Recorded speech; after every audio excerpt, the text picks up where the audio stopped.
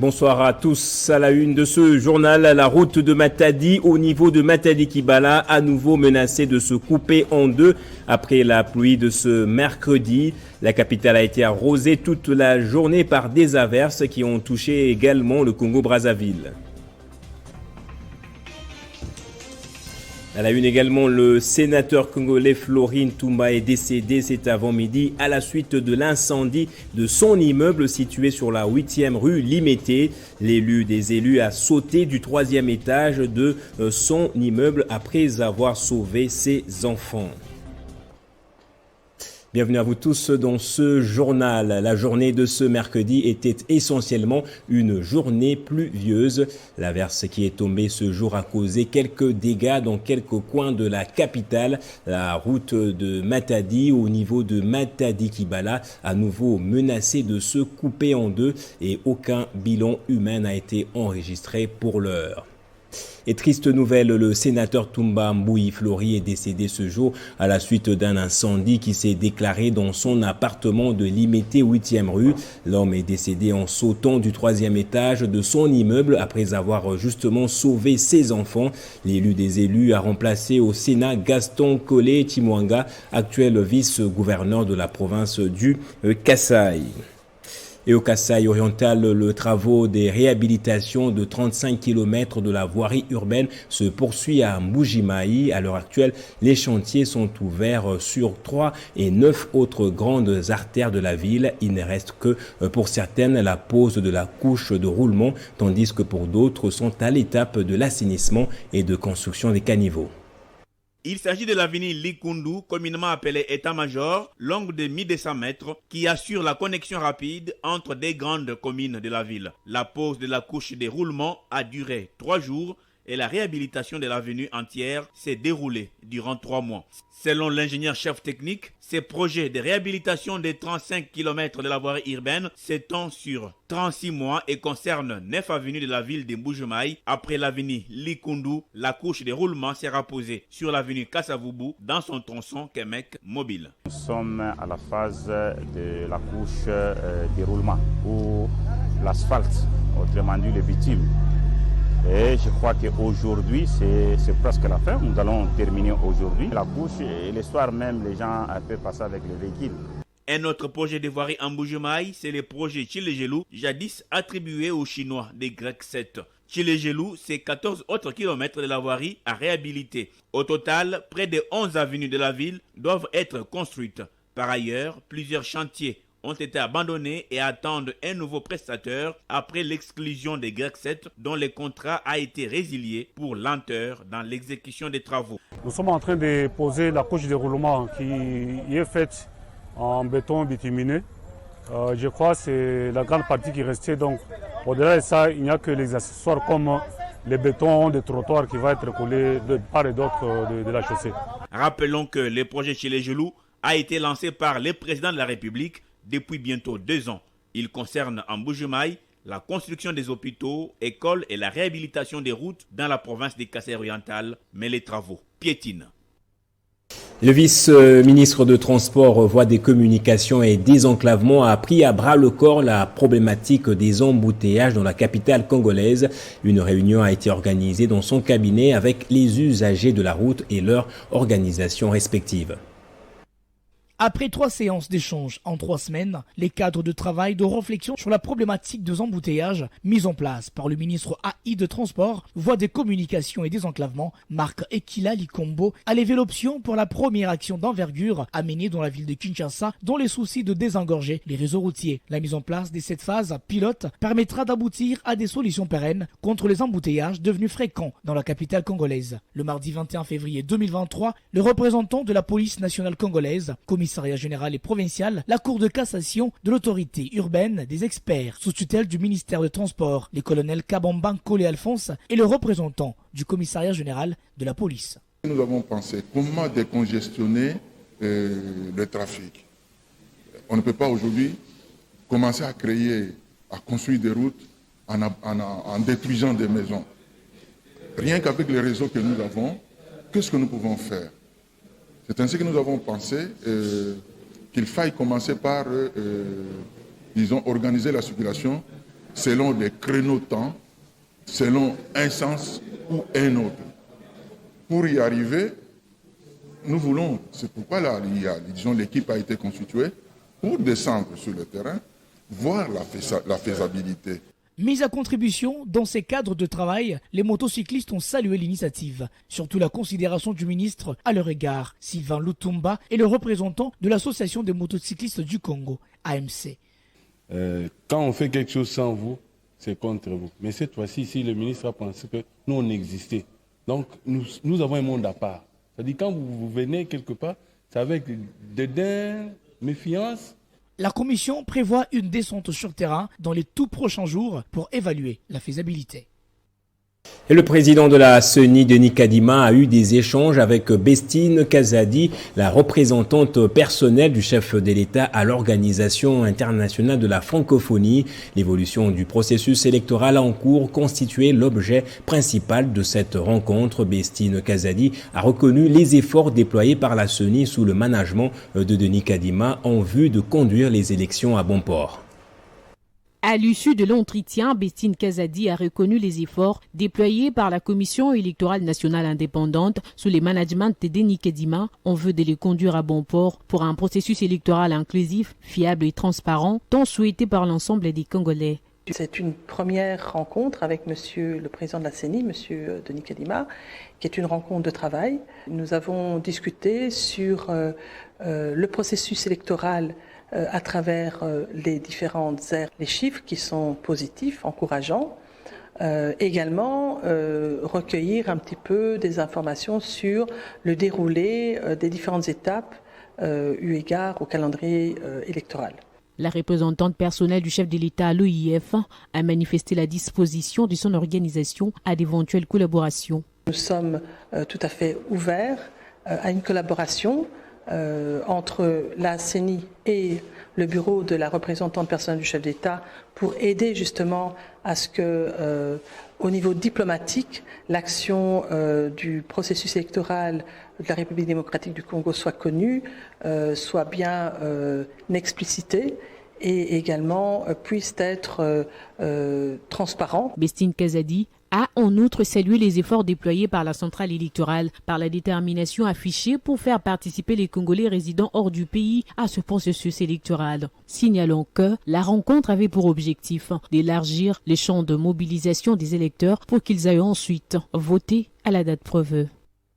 Et en séjour à Kolwezi, dans la province du Lualaba, le rapporteur du Sénat, Michel Kanimbu, a, après son enrôlement, échangé avec le président de l'Assemblée provinciale sur les stratégies envisagées dans l'électorat lualabais. Il a eu en outre des entretiens avec les différentes couches sociales, religieuses et traditionnelles sur leurs préoccupations pour le développement de leur milieu. En séjour de travail dans la province du Lualaba, le rapporteur du Sénat, Michel Kanimbu, a pris la direction de l'Assemblée provinciale où l'attendait le président de cet organe délibérant, Louis Kamweni. Un entretien en famille entre ces deux personnalités membres de l'Union sacrée de la nation. C'est la famille, j'ai été reçu comme un fils de la maison. Et nous devions discuter et faire les contours sur le fonctionnement, les problèmes dans la province et surtout pour travailler afin de faire élire notre candidat qui est le président Félix Tshisekedi. Avec la société civile dans sa pluralité, la situation sociopolitique de la province a été passée au peine fin de tout oreille où Michel Kanimbu a pris bonne note et a invité ses interlocuteurs à plus de cohésion et de tous regarder dans la même direction pour le développement de leur province. Même démarche pour les délégués des confessions religieuses qui ont longuement échangé avec le rapporteur du Sénat Michel Kanimbu. Si rien n'a filtré de ces entretiens, l'on croit savoir que la démarche de leur plateforme religieuse était au cœur de cette rencontre. Par ailleurs, quelques chefs des groupements et autorités traditionnelles du Lualaba ont pris langue avec Michel Kanimbu, à qui ils ont soumis leurs préoccupations résumées sur le développement de leur milieu. C'est le cas du groupement Mushii, territoire de Kapanga. Juste après, c'est au tour du chef du groupement Mushima dans le territoire de Muchacha, secteur de Lufuba. Les questions liées à la construction des écoles, des hôpitaux, des routes ont été soumises à ces dignes fils des terroirs, ce qui limitera l'exode rural du fait que le minimum de conditions de vie sera assuré dans les milieux ruraux. Et on revient encore à l'enrôlement des électeurs. C'est au centre d'inscription situé dans l'enceinte de l'école Saint-Jean du quartier Kilobé-Lobé que le gouverneur Jacques Kiaboula Katoué s'est fait enrôler mardi. Le numéro 1 de la province était accompagné de plusieurs personnalités, notamment le DG de l'ARSP et d'une foule de ses administrés. C'est une marée humaine importante qui a accompagné les gouverneurs du Haut-Katanga vers le centre d'enrôlement au quartier Kilobé-Lobé dans la commune annexe.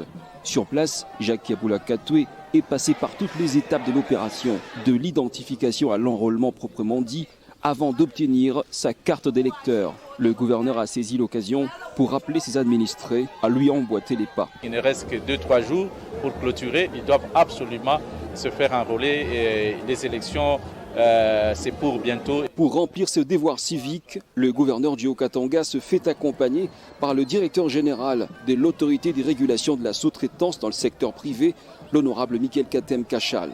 À quelques jours de la fin du délai imparti pour les opérations d'enrôlement dans la province, l'autorité provinciale appelle tous et chacun à faire diligence. Devant la foule immense venue pour l'accompagner, Jacques Kiaboula Katoué a profité pour parler développement. Plusieurs actions ont été réalisées sous l'impulsion du président de la République, Félix-Antoine Tshisekedi Tshilombo, dans cette partie de la périphérie de la ville de Lubumbashi. C'est notamment l'asphaltage en cours de réalisation de la route Kilobé-Lobé et l'électrification. C'est grâce au président Félix que cette route est asphaltée. Kilobé-Lobé n'avait pas les courants électriques. Aujourd'hui, la vallée a les courants électriques. Même ce côté sera électrifié. Les mamas de Kilobé-Lobé n'ont pas le marché. Nous allons construire. Et en enrôlement, encore une fois, il s'est fait accompagner, lui, de sa fondation et des milliers d'habitants de sa commune. Christian Munkoto s'est fait enrôler à Fungurume, cette commune minière du territoire de Lubudi, située à 200 km de la ville de Lubumbashi au Katanga. Accompagné d'une marée humaine, Christian Munkoto s'est fait enrôler le dimanche 19 février dernier à l'Institut du PETA. Les filles du terroir, affectueusement appelées Monsieur le Transformateur, grâce à ses multiples réalisations dans la commune, a dû parcourir plus de 2 km à pied de la barrière Moussiri jusqu'au centre d'enrôlement. S'étant acquitté de son devoir civique et patriotique, Christian Munkoto s'est livré à la masse en invitant les siens à un enrôlement massif. Voyez-vous ce que je tiens en main? J'aimerais savoir si chacun de vous l'a déjà reçu. Je sais que les autorités du pays et de la CENI font tout pour que tout le monde puisse avoir sa carte afin de voter.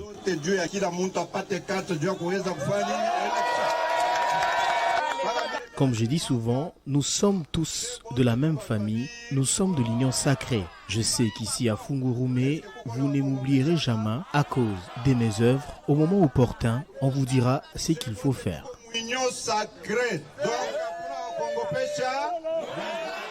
Entouré des milliers de membres de sa fondation, le tout premier bourgmestre de la commune du Fungurume a bouclé sa démarche d'enrôlement dans l'ambiance des bons enfants. Et dans le Haut-Lomami, la gouverneure de province a réservé un accueil chaleureux aux conseillers du chef de l'État, Dani Banza, en séjour dans son fief. Le président du parti Avenir du Congo est venu sensibiliser sur l'actualité de l'heure. Accueilli à l'aéroport militaire de la base Kamina par une délégation restreinte des officiels avec à leur tête le gouverneur du Haut-Lomami Isabelle Kalinga, Dani Banza Manoba, conseiller du chef de l'État en intégration régionale, reçoit les honneurs en prince dans son terroir. Ce sont les chefs coutumiers qui lui remettent arcs et autres insignes du pouvoir avant d'être portés en chipoy tel un prince. C'est une marée humaine qui l'escorte. L'on peut distinguer plusieurs drapeaux des formations politiques membres de l'Union sacrée qui l'accompagnent jusqu'à la place de la gare pour un meeting populaire sur l'actualité politique de l'heure, l'enrôlement massif, la guerre d'agression. Ni kweli leo kile kinenileta hapa ni mambo ya enrôlement. Il est vrai que je suis venu ici pour la question d'enrôlement. Je viens me faire enrôler. Ici, c'est chez moi. Chaque personne a une origine. S'enrôler, c'est un devoir. Le président Kagame doit savoir que chaque chose a son temps, doit finir avec ce genre de faire. Il en appelle au soutien total aux actions du chef de l'État. Je vous en appelle tous à soutenir le président Félix Tshisekedi. Je lance un appel pathétique aux jeunes. L'État est venu. Nous devons voir le Olomami se relever, se développer. Ça, c'est notre province. Dani Banza a rappelé aux filles et fils du Olomami que le développement de cette province n'est possible que grâce à l'unité des uns et des autres. Et c'est à la fois pour lutter contre les érosions et sauver le pont Kwilu que l'Office des routes a lancé les travaux de réparation et curage des caniveaux sur la route nationale numéro 1 dans la ville de Kikwit. Le déplacement de sol est une problématique sérieuse dans ce coin du pays.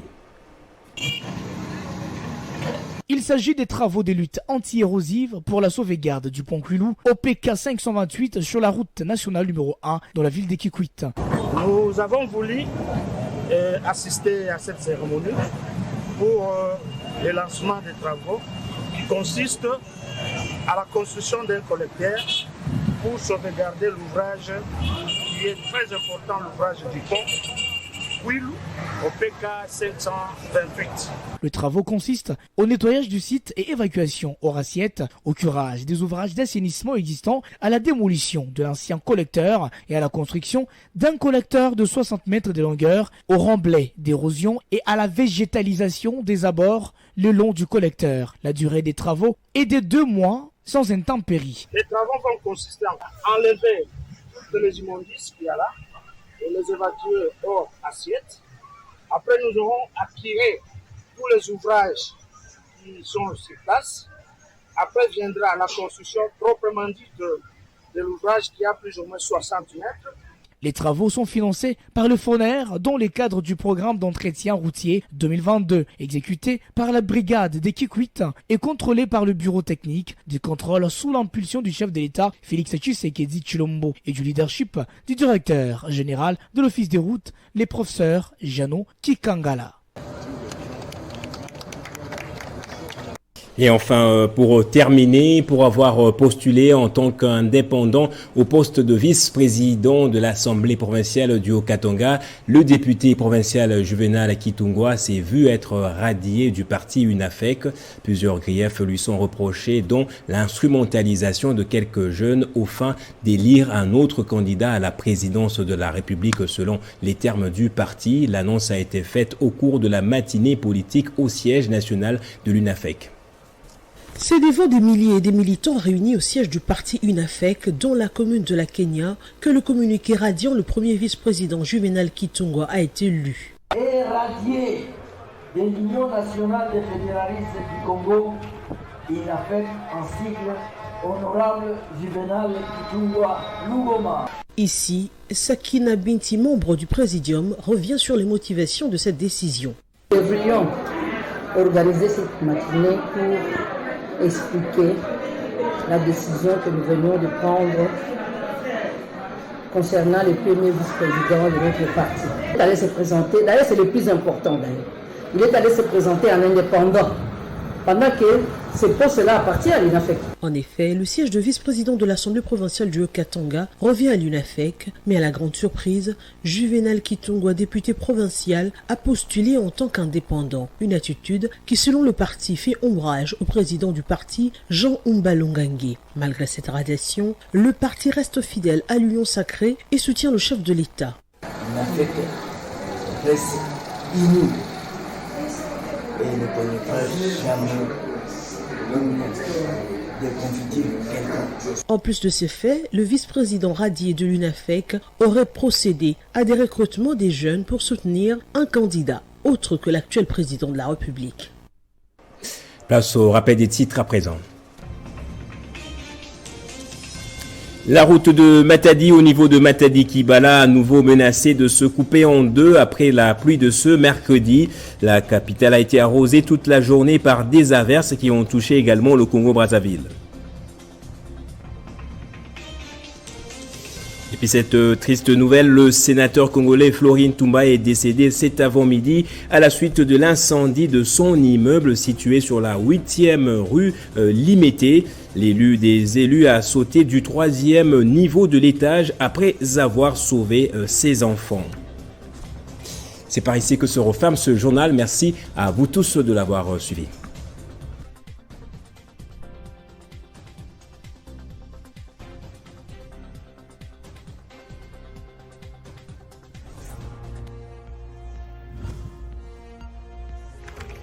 L'actualité reste en continu.